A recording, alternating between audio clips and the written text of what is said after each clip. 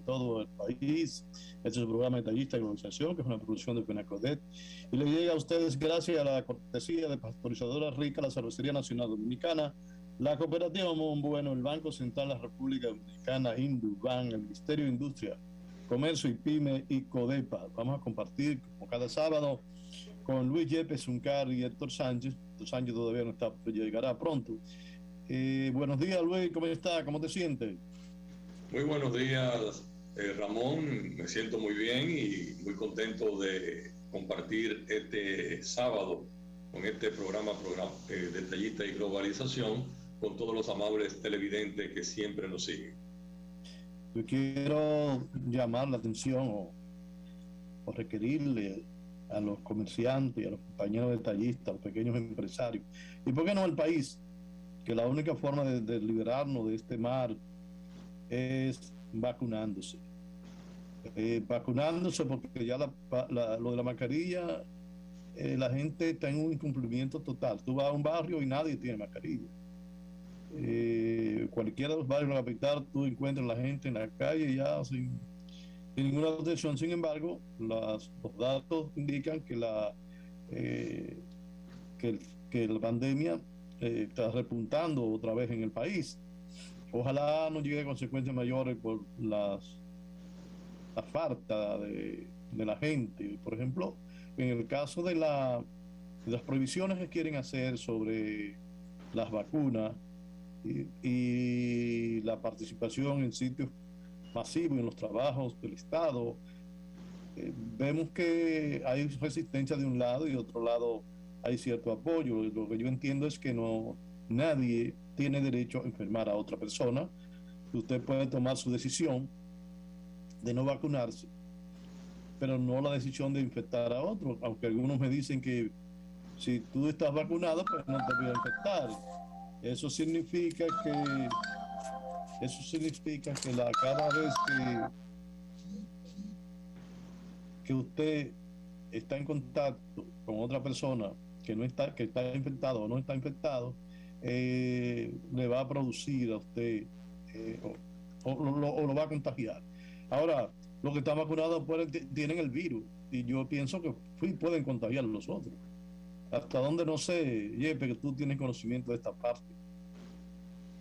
Yepe. Bueno, mira, ahora se ha presentado prácticamente un debate en cuanto a la decisión que tomó el Ministerio de Salud Pública mediante una resolución, en el sentido de que las personas que no estén vacunadas, no tengan las 2 dosis y presenten la comprobación de que lo han hecho, no podrán acceder a lugares públicos. Bueno, de hecho, en estos días pudimos ver que un estudiante de una universidad no pudo graduarse por la sencilla razón de que no estaba vacunado. Entonces se le impidió a ese estudiante el poder asistir a la ceremonia de graduación que estaba prevista en la universidad donde él cursa sus estudios. Entonces se ha presentado un dilema de índole constitucional y legal, en el sentido de que hasta qué punto se le puede impedir fuera de un estado de emergencia y se le pueden limitar determinadas libertades consagradas expresamente en la Constitución de la República en ausencia de la declaratoria del estado de emergencia. Sin embargo, otros son de la posición de que los derechos fundamentales del colectivo están por encima de los derechos particulares. Finalmente, esto será un asunto que deberá resolverse en los tribunales de la República. De hecho, ya el Tribunal Superior Administrativo está apoderado de 2 opciones, 2 recursos contenciosos, en el sentido de personas que se han sentido afectadas por estas medidas y esta resolución del Ministerio de Salud Pública, y han accionado en contra de ese acto administrativo, de esa resolución. Tendremos que esperar finalmente a ver cuál va a ser el resultado, pero en lo particular nosotros entendemos, independientemente del aspecto legal y del aspecto constitucional, lo cierto es que todos debemos vacunarnos. Hay personas que tienen algunas creencias, tienen algunos temores y por eso no lo han hecho, pero no podemos poner en peligro la vida de la mayoría de la población por una situación de esta naturaleza de no acceder a vacunarnos para que podamos salir lo más pronto posible de esta terrible pandemia. Hay una situación, es con referencia a la ley de bebidas alcohólicas que todavía se mantiene en estudio. Realmente a las instituciones organizadas del país no se le ha participado en este momento. Anteriormente se había hecho y la ley había pasado a un archivo muerto. Sin embargo, ahora la ley está ahí, los legisladores pues la han movido. Queremos realmente apoyar de que esa ley hay que analizarla porque afectaría sensiblemente a los comerciantes detallistas, que su mayor venta en este momento es bebidas, no solamente alcohólica, agua, refresco, cerveza es la mayor venta. El colmado de hoy no es el colmado de ayer. El colmado de ayer vendía arroz, vendía aceite. Eso lo venden quizás los colmados muy pequeños en los barrios, pero en los sitios medianos, en los lugares donde hay grandes establecimientos, la gente deja para hacer sus compras en este establecimiento y compran el arroz del mes o de la quincena y el aceite. De manera que el colmado se convierte en una organización que debe servir las cosas que faltan en un momento determinado.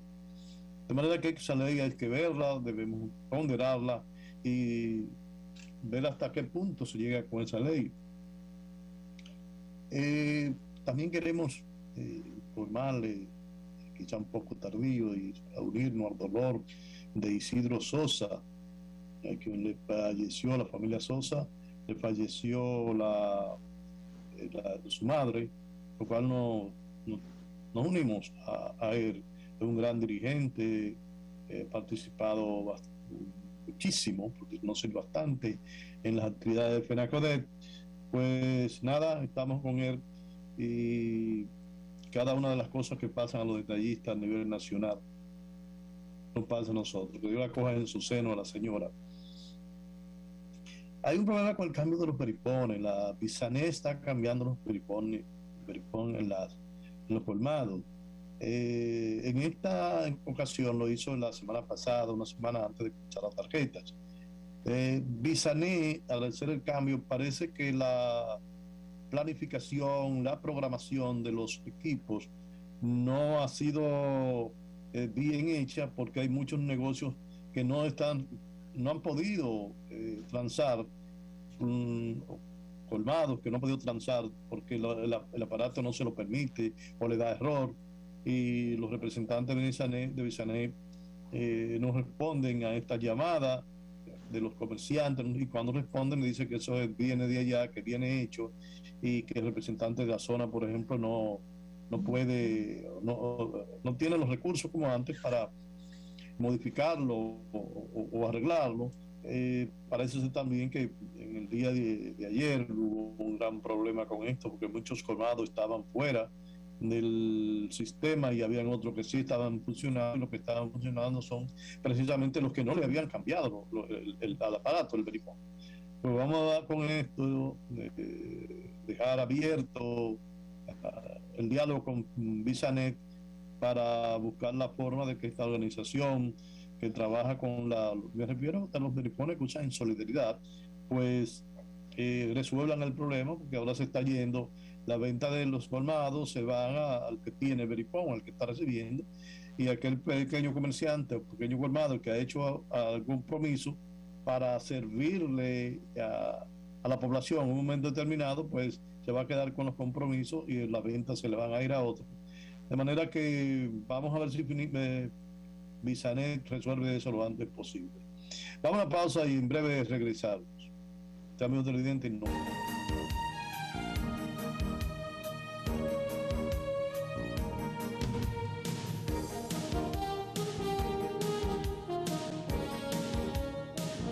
Sesión.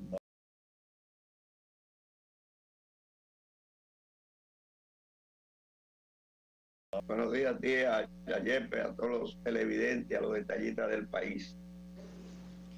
hay una ansiedad que tiene el país, que tiene la gente en la calle, en los barrios, todas esas informaciones que le llegan que no pueden digerir bien con relación a la reforma fiscal. En nuestro país, reforma fiscal es aumentar los impuestos a la población. Eso es lo que entiende la población.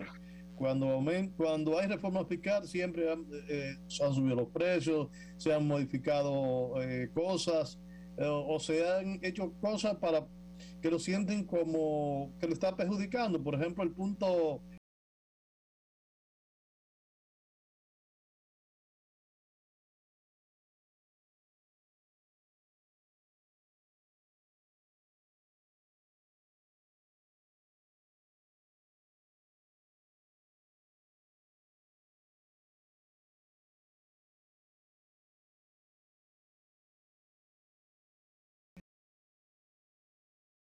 como que el tránsito no tiene límite. De manera que ahora cuando están hablando la población de reforma fiscal, es importante destacar el impacto que tiene esto, tanto en la parte política como en la parte social en el país. Me gustaría que Héctor Sánchez pues, haga su ampliación sobre el tema. Bueno, Ramón, tú sabes que desde 1992 a la fecha, 29 años, el país ha hecho varias reformas fiscales que mucha gente consideran incompletas, le llaman parchos fiscales, porque no son integrales. Y desde ese punto de vista se han hecho para incrementar los ingresos del Estado y financiar sus gastos operativos. La Estrategia Nacional de Desarrollo, que es una ley, la Ley 1 del 2012, 2010-2030, planteó 3 reformas. La reforma educativa que se hizo, la reforma eléctrica que está en proceso y la reforma fiscal, que es la que falta y está pendiente, y la Estrategia Nacional de Desarrollo.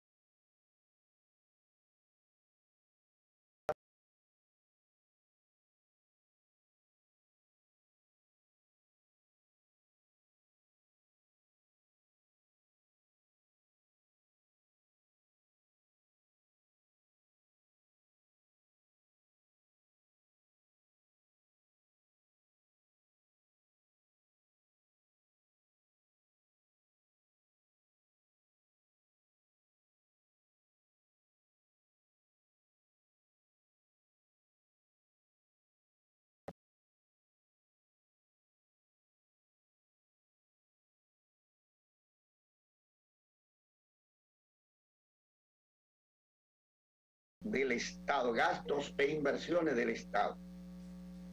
Actualmente eso está más o menos promedio en un 14% de la producción destinada al Estado. Mucha gente decimos que con esa tributación, con esa parte entregada al Estado de la producción nacional, no es posible operar un Estado con tanta deuda social, es decir, con tantas necesidades en los sectores medios y empobrecidos del país, que se han acumulado por años, por eso se llaman deudas sociales. Y en consecuencia se habla de que hay que incrementar la cantidad de dinero de la producción que hay que destinarle al Estado para que pueda mejorar sus servicios sociales y pueda mejorar la calidad de vida de la población y la eficiencia operativa del Estado. Se habla que por lo menos un 5% hay que aumentarle de los recursos que hay que destinarse al Estado. De un 19 a un 20, algunos dicen un 25%. El promedio en América anda como, aquí es apenas un 14%. Entonces la reforma fiscal, el problema está en que hay un proyecto que está caminando por ahí que no es una reforma fiscal, es un parcho más de lo que se pretende hacer. Si no se lleva al CES para una discusión amplia, sería un error grave del gobierno, porque es aumentar impuestos, y de eso no es que se trata. Una reforma fiscal primero parte por el tipo de Estado que queremos, el tamaño del Estado que es el que dirige la nación, y del gobierno, que es el que administra el Estado. ¿Cuál es el tamaño? Son 22 ministerios, son 10, son 12, en fin, eso hay que discutirlo seriamente. ¿Cuál es el tamaño del Estado que necesita un país pequeño de 10.400.000 personas, en un país con un territorio de menos de 49.000 kilómetros cuadrados, apenas 48.000 kilómetros cuadrados? País pequeñísimo, una media isla, ni siquiera una isla entera. Entonces esa es la primera discusión. Estado que ya definimos su tamaño y operatividad. Ese es el segundo problema. Entonces, si es un 5, si es un 2, si es un 3, si es un 10, etc. El tercer problema serio a discutir: ¿cuáles son los gastos en que va a incurrir el Estado? ¿A qué vamos a dedicar los recursos que le entreguemos al Estado por impuestos? ¿En qué lo vamos a gastar? La calidad del gasto, la eficiencia del gasto.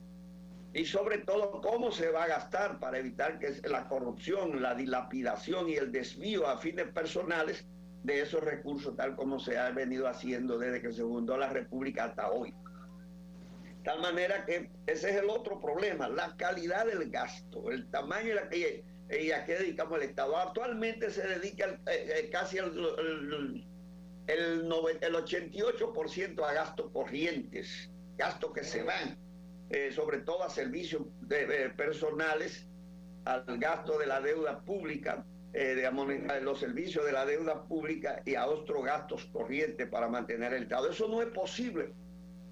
No es posible. Por lo menos un 40% de los ingresos del Estado hay que dedicarlo a las inversiones de capital, a hacer crecer la infraestructura para el futuro de la nación, para las generaciones que vienen.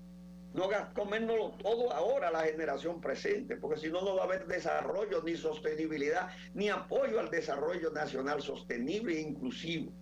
Entonces, el problema es que esa composición del presupuesto actualmente, donde casi el 90% es de gasto corriente, gasto que se va y no vuelve más, y apenas un 10% de inversión de capital, y esa inversión de capital es sobre la base de endeudamiento externo, es una cosa terrible, es un disparate administrativo. Si ustedes ven, Balaguer en sus 22 años, el promedio de la composición del presupuesto era 55% gasto corriente, 45% en gasto de inversiones, de capital. Por eso hay tantas obras que dejó Balaguer, y parecía un poco a Trujillo en ese sentido. Ellos tenían un concepto del presupuesto diferente a como lo han tenido estos gobiernos supuestamente democráticos. Entonces, lo que hay que discutir es la calidad del gasto, en la composición del gasto. Y el último problema que hay que discutir seriamente en este país: ¿a quiénes le vamos a gravar los impuestos, el porcentaje que destinemos de la producción a mantener el Estado? ¿Quiénes lo van a pagar? Los pobres, la clase media, que es lo que han hecho hasta ahora. Más del 80% de los impuestos lo paga la clase media y los pobres, los trabajadores. Eso es un disparate en un país tan pobre, con una deuda social tan grande. Los impuestos tienen que pagarlo los que tienen más ingresos, los que tienen más riquezas.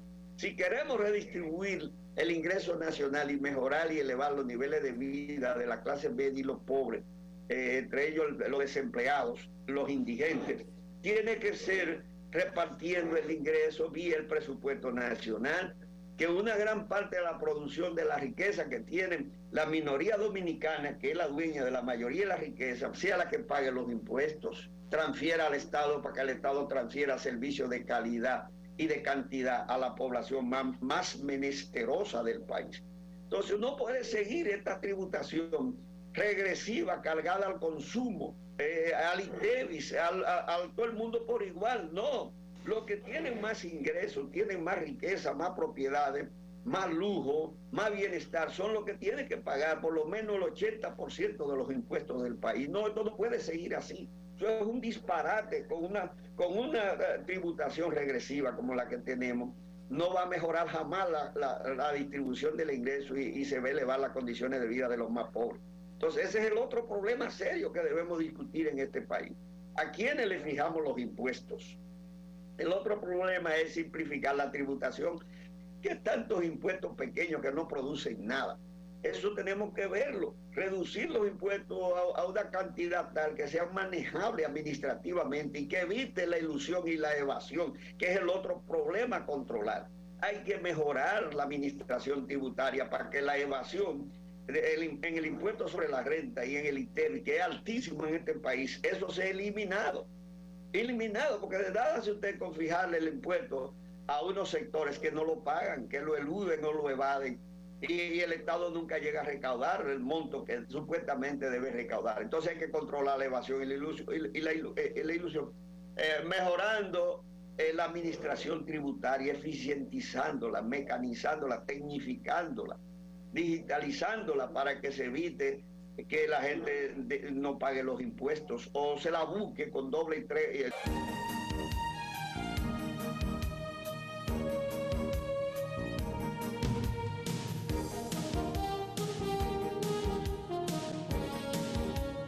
Acompañado de Luis Yepes Ulcar y Héctor Sánchez.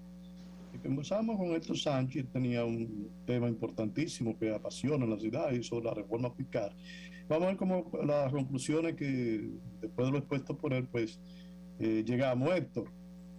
Bueno, yo quiero sintetizar lo que expuse sobre lo que es la reforma fiscal, que estoy de acuerdo con dos cosas básicas. Uno, que el gobierno presente un proyecto de reforma, eso es correcto, porque eso orienta la discusión, pero que ese proyecto que haga no lo presente como que es el proyecto, ni lo mande de manera unilateral al Congreso y lo considere que ese proyecto que elaboraron sus técnicos es el proyecto de reforma fiscal, porque eso sería un fiasco, eso no es la reforma fiscal. Esas son las ideas de un grupo social del país, que son los que gobiernan y administran el Estado ahora, que no son la nación, ni son el país. De manera que ese proyecto sí, para que oriente la discusión y arranque la discusión y ganemos tiempo, es importante que lo elaboren y tienen derecho a eso y debieron haberlo hecho y buscar la asesoría nacional e internacional para eso, es correcto, y que lo presenten, pero que no cometan el error de someterlo como el proyecto de reforma fiscal, porque eso no lo sería, eso sería un fraude.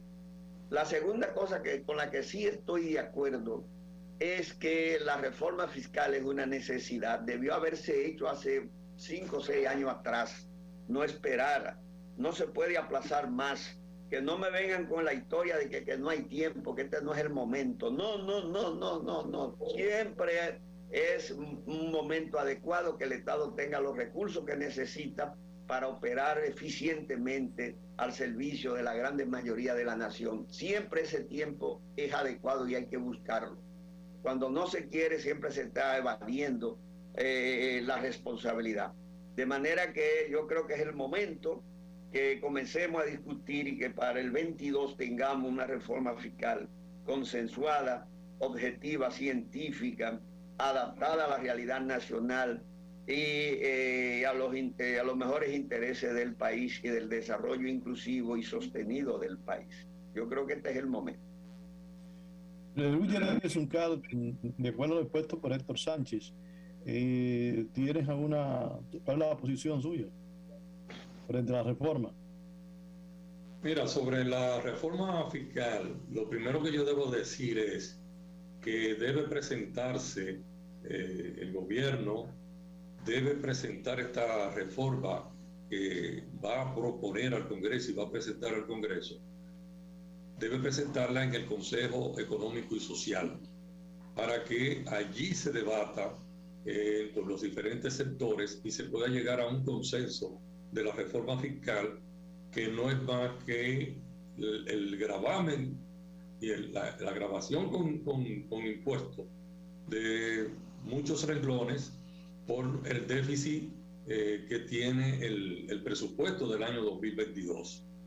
Y pienso que le va a ser muy complicado al gobierno la aprobación de los impuestos que estuvieron circulando de manera extraoficial y que luego se dijo que realmente eso no era el proyecto del gobierno, porque realmente los impuestos que ahí se reflejan en eso que estuvo circulando, ese documento que estuvo circulando en días pasados, golpean de una manera muy directa y sobre todo algo que es inconcebible en una época como la que se está viviendo en los actuales momentos, una pandemia que todavía no salimos de ella, los negocios y la economía está nuevamente recuperándose, y gravar con impuestos diferentes rubros y ampliar la base de lo que es el ITEVI, grabando al arroz, el aceite y muchos productos que no estaban antes grabados, y se dice que de la placa de los vehículos va a ser un 1% del valor del vehículo, lo cual va a disparar enormemente el costo de la circulación. Es decir, que debe esta reforma fiscal, este proyecto que tiene el gobierno, debe discutirse en el Consejo Económico y Social para buscar un consenso. Pero pienso que va a ser muy complicado su aprobación, porque ya diferentes sectores políticos del país han manifestado su negativa y su resistencia a darle su voto a este proyecto. Y pienso, en definitiva, que el gobierno lo que debe es tratar de regularizar lo que siempre se denomina la calidad del gasto, para ver cómo se reducen los gastos del gobierno, y sobre todo cumplir con la promesa de campaña en el sentido de los ahorros que se iban a obtener de muchos renglones para no tener que poner impuestos al pueblo dominicano.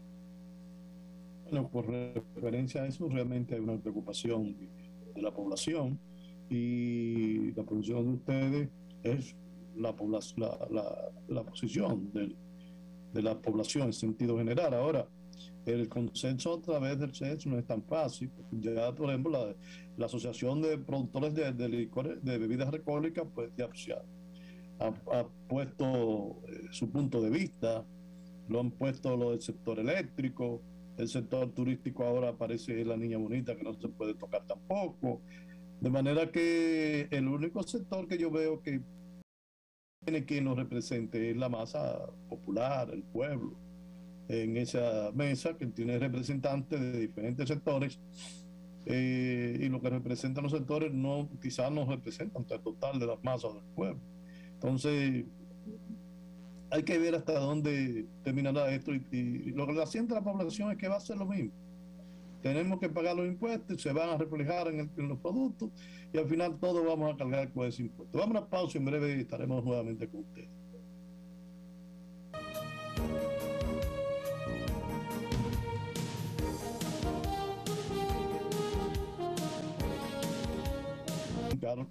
Y Héctor Sánchez. La situación que tenemos, los colmados frente a la cervecería, también los almacenes, que cada día se agrava más. La distribución que puede pasar a un sistema de la web, realmente le da mucho problema a los detallistas y a los pequeños y medianos comercios de detalle. ¿Por qué le da problema? La plataforma, como le llaman,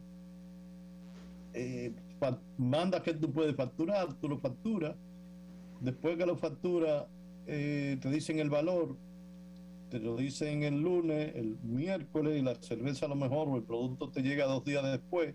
Así que el detallista tiene que tener el dinero ahí guardado hasta que llegue el producto primero, porque no es de crédito, es de contado que vende la plataforma. Y segundo es que después que está listo el pedido, pueden el mismo día cancelártelo. Es decir, de la poca cosa que le va a llegar.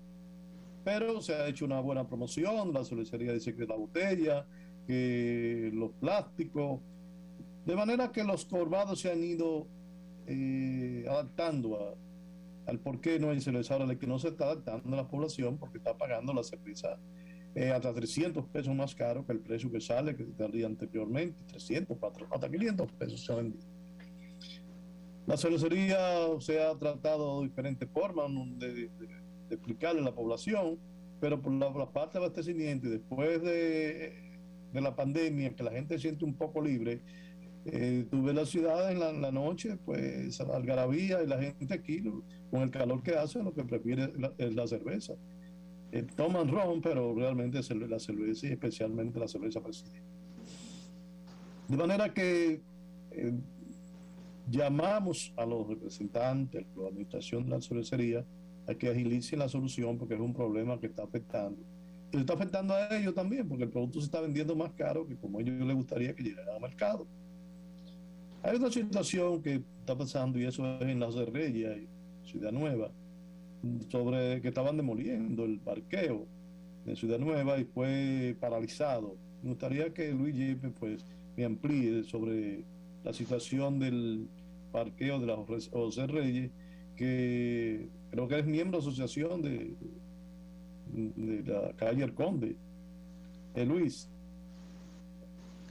En los actuales momentos existe un conflicto entre la Asociación de Comerciantes de la calle El Conde y el Ayuntamiento del Distrito Nacional, porque entre estas dos entidades existía un contrato de arrendamiento que fue suscrito por 10 años.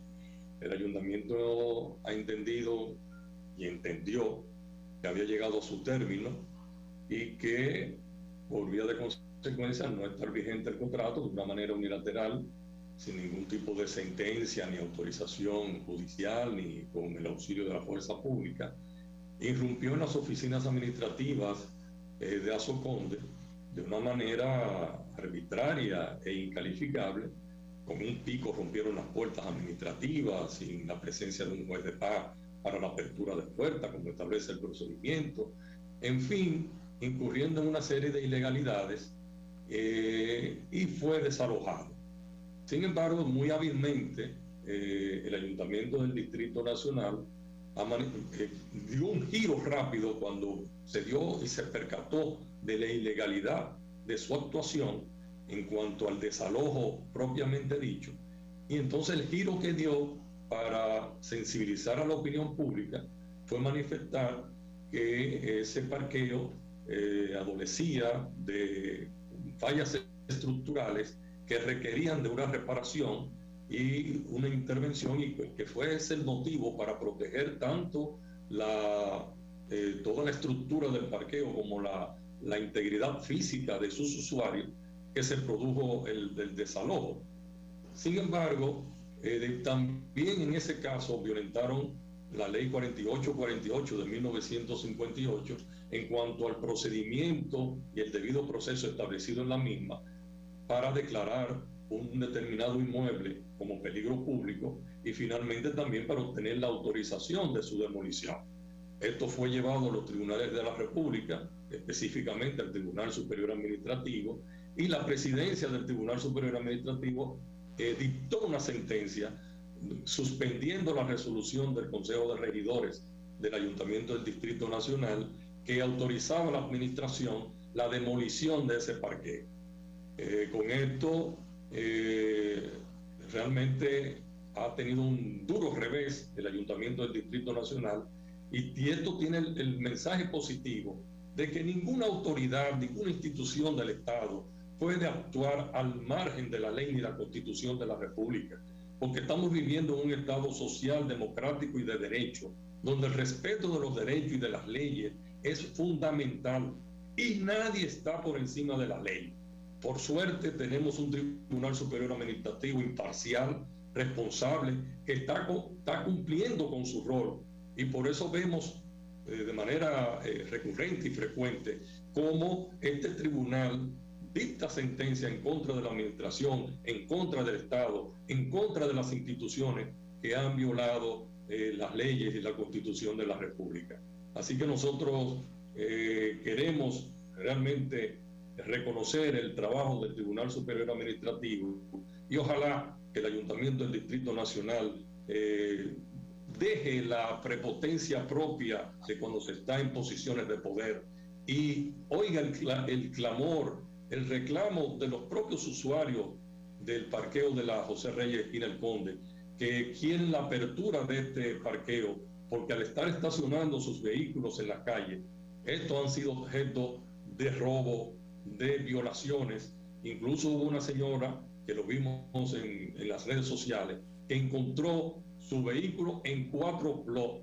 Le robaron las 4 gomas con sus aros, y yo te puedo imaginar para una persona de clase media lo que implica que le roben las 4 gomas con los aros, que es un dinero enorme que tiene que invertir. Entonces todos estos daños que están recibiendo los usuarios, le están reclamando, y vemos todos los fines de semana frente al Palacio Consistorial pancartas y protestas de los usuarios del parqueo de la calle El Conde para que este sea aperturado, porque no es cierto de esas fallas, porque los informes que ha presentado el ayuntamiento en este sentido, los mismos informes de la UNAVIES y del Ministerio de Obras Públicas, dicen que sencillamente lo que hicieron fue una evaluación visual, y sobre la base de una evaluación visual no se puede determinar el grado de riesgo o de daño que pueda tener una estructura, al menos que no sea el CODIA, con los ingenieros correspondientes, estructuralistas,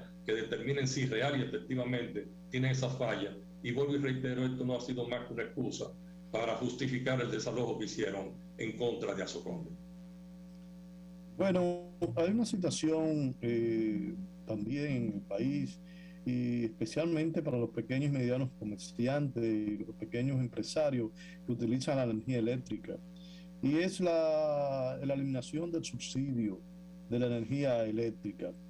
Me gustaría, Héctor, la opinión tuya sobre el efecto que va a tener esto en la economía y en los diferentes negocios a nivel nacional. Me gustaría que lo haga en 2 minutos tenemos para estar.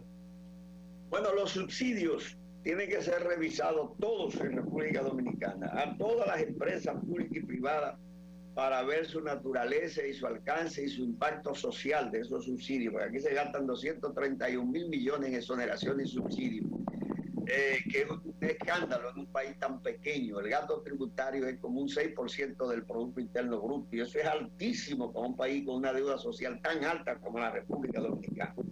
Y hay que comenzar con los subsidios. Primero el Estado tiene que dar ejemplo, tiene que comenzar con los subsidios de las instituciones públicas. Las sedes son instituciones comerciales públicas de energía eléctrica.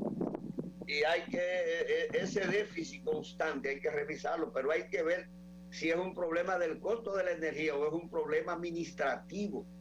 Hay que revisar todo el andamiaje administrativo de las sedes, si están usando un excedente de personal, si los costos son muy altos, por qué son tan altos. En fin, bajar los costos operativos de las sedes es una necesidad para que pueda bajar el subsidio que se da a la energía eléctrica, que anda entre los 500 y 700 millones de dólares al año, y llegó hasta 1.000 y 1.200 millones de dólares, que es un escándalo. De manera que, pero eso debe ser parte de la reforma fiscal. El manejo, la revisión de los subsidios y exoneraciones tiene que discutirse en la reforma fiscal. Por eso le dije que eso es un proyecto tan amplio, tan integral. Hacerlo unilateralmente ahora, en estos momentos, es un lío, porque tú se lo quitas y entonces lo traspasas al consumidor de energía, y es un problema. Pues sobre todo al pequeño y mediano empresario. Esto le aumenta enormemente los costos operativos y los gastos. Por tanto, yo no estoy de acuerdo que en estos momentos se hable de eliminar el subsidio a la energía eléctrica sin que se discuta en el proyecto de reforma fiscal. Eso sería un error, y va a impactar enormemente los pequeños y medianos negocios, porque lo van a traspasar. El subsidio lo que van a hacer es que en vez de darlo el Estado, se lo van a poner a los consumidores. Y eso va a aumentar la tarifa eléctrica considerablemente. Y este no es el momento para eso. Sería un error para la reactivación de las MIPYMES, que se necesitan tanto en este momento después de la crisis del COVID-19 en el 2020. Vamos a una pausa, y usted, amigo televidente, no se vaya, que en breve estaremos de nuevo con ustedes con un tema apasionante, como es la situación de la toma de decisión sobre el juicio de Odebrecht. Vamos a una pausa y regresamos en breve.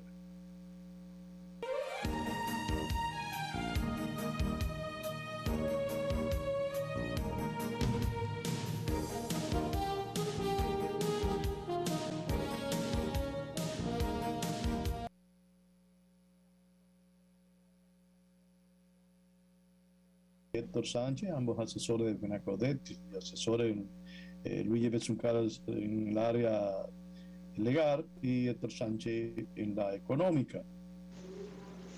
Hay una situación en el país y es la forma en que la justicia maneja los casos que la población quiere verlos resueltos, quiere ver los resultados. Tenemos varios casos en la justicia y el último fue el primero que se tomó una decisión, fue el de Odebrecht. Pero hay varios casos que se han llevado, que la gente tiene la percepción de que realmente es un tema que la gente quería ver un gobierno que lo enfrentase, y es el problema de la corrupción. Pero parece ser que la forma en que se ha sometido la corrupción o las leyes no son lo suficientemente claras para llevar a la gente a la justicia y condenarlo, o los jueces permiten ciertas cosas. En la población entendemos que hay un problema en la justicia, porque si me someten 15 gente, al final me condenan 2 y hay el resto van saliendo inocente, no inocente. Entonces, pero mientras tanto le meten 3 meses, 4 meses, y un solo día que usted lo metan preso es mucho.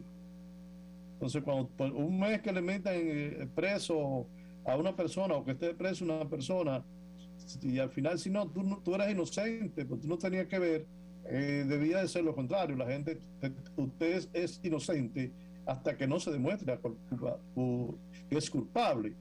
Entonces, la ley, no sé, quizá Yepe aclare, ¿por qué ahora te meten preso si sabes si tú eres culpable o inocente, y después dices, no, tú eres inocente, ya tú estás libre? La población entiende esa parte y entiende que si había una corrupción tan grande, como de hecho porque se ve la cantidad de dinero, si tú haces cálculo sencillo, gente que ganan 10,000 pesos, que tienen 20, 100, 200 millones de pesos, el pueblo llano, la gente que trabaja con su salario y mantiene a su familia, entiende que bueno, pero yo no entiendo cómo que le rinden tanto el dinero, y habrá alguna forma de que tendrían que demostrar y buscarla, que sea por la parte de impuestos, impositiva, que se somete, como uno de los que estaban jugando, por eso porque lo sometieron, por evasión de impuestos. Y esa ley nueva que tenemos, que es de los activos, pues me gustaría que Yepe nos aclare bien ya su parte legal de cuál es la situación y por qué suceden estos casos. Bueno, el país asistió recientemente a la sentencia que dictó el primer tribunal colegiado de la Cámara Penal del Juzgado de Primera Instancia del Distrito Nacional en el caso denominado Odebrecht, que tiene su nombre porque fueron los sobornos admitidos por el consorcio brasileño Norberto Odebrecht, que manifestó que sobornó a funcionarios, legisladores, políticos con 92 millones de dólares. Y con ocasión de esto, pues los tribunales fueron apoderados por el Ministerio Público. En la opinión pública, fruto de que esta sentencia dictada por el primer tribunal colegiado solamente se conoce en el dispositivo y no se conocen todavía sus motivaciones, pues esto se dará más adelante. Pues las opiniones están divididas entre los que consideran que fue una buena sentencia y los que entienden que no, que fue una sentencia que es un monumento a la impunidad. Pero yo quiero aprovechar este caso para resaltar lo siguiente. Sobre toda persona es beneficiaria del derecho fundamental a su presunción de inocencia. Y para ser condenada, el Ministerio Público debe aportar las pruebas suficientes, contundentes, para destruir esta presunción de inocencia. Entonces, los procedimientos ante los tribunales de la República es diferente a lo que el ciudadano común conoce con lo que se manifiesta a través de los medios de comunicación. Entonces, nosotros tenemos en la actualidad se están llevando a cabo en los distintos casos dos juicios paralelos. El juicio verdadero, que es el juicio que se debe ventilar por ante los jueces y ante el tribunal competente, y el juicio de la opinión pública. Y esto hay que tratar de limitarlo, imponiendo de que ni el Ministerio Público ni los abogados que son la defensa técnica de un determinado imputado estén dando declaraciones a los medios de comunicación, porque el derecho a la información es algo que no se puede limitar. Pero si no se producen esas declaraciones, pues los medios no pueden estar muchas veces sin el conocimiento verdadero de lo que está ocurriendo, con las pruebas y con las discusiones y con las violaciones que real y efectivamente se hayan producido, puedan transmitir a la opinión pública. De aquí entonces que queda un sabor amargo cuando uno escucha al Ministerio Público manifestando que tiene las pruebas para condenar a una determinada persona y finalmente ante los jueces estos determinan su absolución porque sencillamente no se han presentado las pruebas para condenarle. Y entonces el común de las personas entiende que la justicia no ha actuado correctamente.